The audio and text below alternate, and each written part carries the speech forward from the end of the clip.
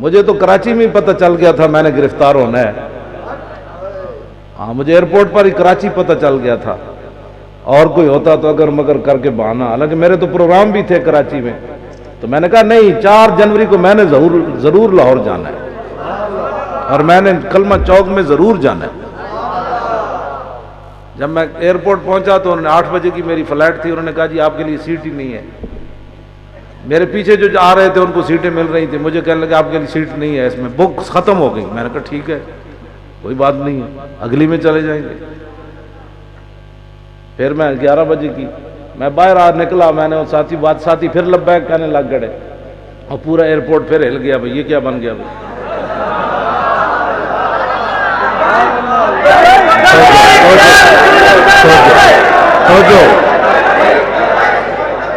تو میں پھر 2 گھنٹے ایئرپورٹ سے باہر بیٹھا رہا. میں نے کہا واپس نہیں جانا، آپ گھر میں ادھر ہی بیٹھتے ہیں. پھر 11 بجے گئے، پھر وہ مجھے دیکھیں ایسے بھائی یہ پھر آ گیا. پھر میں بیٹھ گیا. پھر جب جہاز لاہور اترا تو اعلان ہوا کہ ویل چیئر والا بندہ بیٹھا رہے، اس کی ویل چیئر آخر میں آئے گی. میں نے کہا ٹھیک ہے آخر میں چلے جائیں گے، کون سے مسئلہ. کیوں جی؟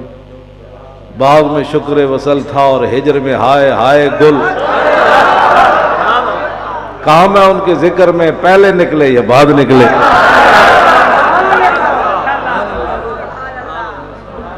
میں بیٹھا رہا 15 منٹ گزر گئے، جہاز خالی ہو گیا. ایک PIA کا ملازم میرے قریب سے گزرا. میں نے کہا کیا مسئلہ ہے بھائی، آپ ویل چیئر نہیں لا رہے؟ وہ میرے قریب سے گزرتے ہوئے کہتا ہے وہ پولیس نہیں آنے دے رہی.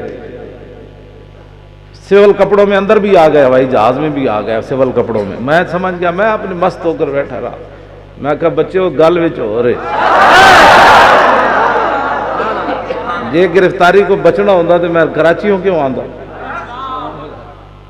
اندر آ گئے، یہ ہمارے ساتھ بچے تھے. میں نے کہتے جی وہ آ نہیں رہی. بھائی میں نے کہا آ جائے گی ویل چیئر، تو آپ کتنی دیر بٹھائیں گے.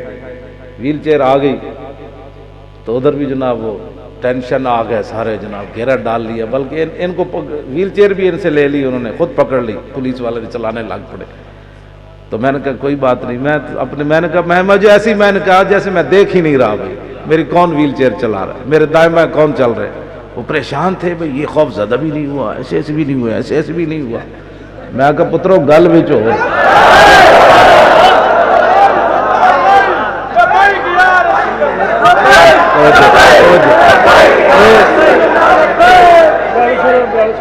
گل بھی سن. یہ ہمارے 3 لڑکے تھے، یہ ڈرائیور صاحب تھے اور یہ 2 لڑکے یہ تھے. ہوائی جہاز میں اتنا لمبا چوڑا ہم نے خرچہ، 3 ٹکٹ تو بہت مہنگے ہوتے ہیں. تو یہ 2 لڑکے چوچے سے دونوں یہ تھے. اور جناب باہر نکلے تو ڈرائیور کھڑا تھا، اس نے میری ویل چیئر کو آگے سے پکڑتے ہوئے لبیک کا جب نعرہ لگایا نا، ان دونوں نے دیا جواب. تو اس کا اکیلی آواز اتنی تھی کہ پورا ایئرپورٹ ہل گیا. 3 بندوں کے لبیک سے پورا ایئرپورٹ دفتروں سے باہر آ گیا. یہ کیا ہو گیا؟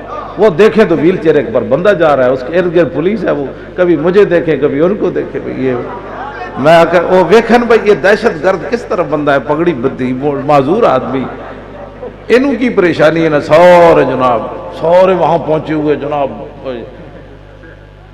میں کہا بے شرمو، قیامت والے دن تمہارا یہی جرم کافی ہوگا کہ ایک حضور کی عزت کے لیے آ رہا تھا اور دوسرے گستاخوں کی حمایت میں اسے پکڑنے کے لیے آ رہے تھے. یہ نامہ اعمال میں تلے گی نا، یہ ویل چیئر بھی تلے گی. کیوں جناب؟ وہ ہاں جی. تو پھر اس دن پتہ چلے گا، وہ تم بدوکوں سمیت تلو گے، بوٹوں سمیت، تو پھر اس دن پتہ چلے گا تم نے کتنے بڑے بڑے گناہ کمائے. وہاں تو چھپکلی دور سے بیٹھ کر جناب ابراہیم کے لیے، وہ تو میلوں بیٹھ کر جناب ابراہیم کو آگ کو اس نے پھونک ماری تو اللہ نے اس کی نسلوں کو سزا دے دی.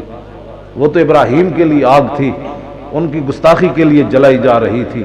تو بتاؤ ایک گستاخ کی بتیاں جلنے لگیں اور تم اس کی حمایت میں کھڑے ہو گئے.